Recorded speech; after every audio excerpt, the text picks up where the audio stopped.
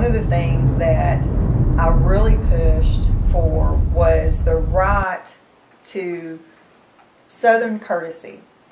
You know, in the South, we're used to having people come and ask, you know, hey, can I fish in your pond, or can I squirrel hunt on your property, or deer hunt, or whatever. And more times than not, people, if you come to their house and ask, they're going to say, okay, that's fine. Just, you know, let me know when you're on property.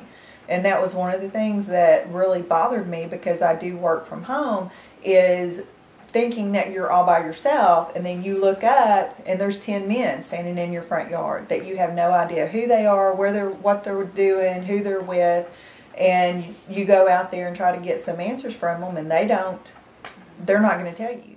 People forget that, you know, these companies hold all the cards, and unless for these small people who own like one or 2 acres or 5 acres, there's not a whole lot of recourse they have to be able to protect themselves. And that's a huge problem. You know, we as a state should be protecting people. Of 15 trucks going both directions, you know, and then there's tankers. You've got water tankers, you've got sand trucks, you've got, you know, just regular pickup trucks.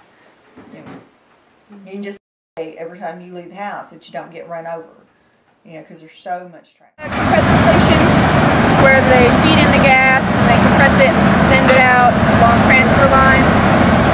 And clearly it makes a lot of noise, and a lot of emissions come out of the pipes. They come out constantly. You can smell it. Can you smell it?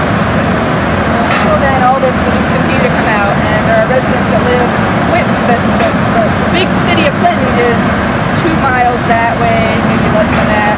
People have complained about getting nosebleeds and headaches, passing out in their homes because they live next to things like this.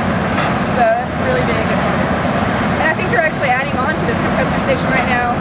I think they're going to add another compressor. That's why they're out here working.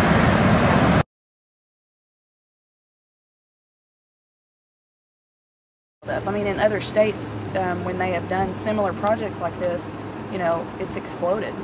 You know, you have methane build up, one spark, one cigarette, you know, and it'll go up in flames. So, you know, that's something residents need to be aware of. When something like this happens in their neighborhood, you know, there's a baseball field not too far from here. You know, people need to know.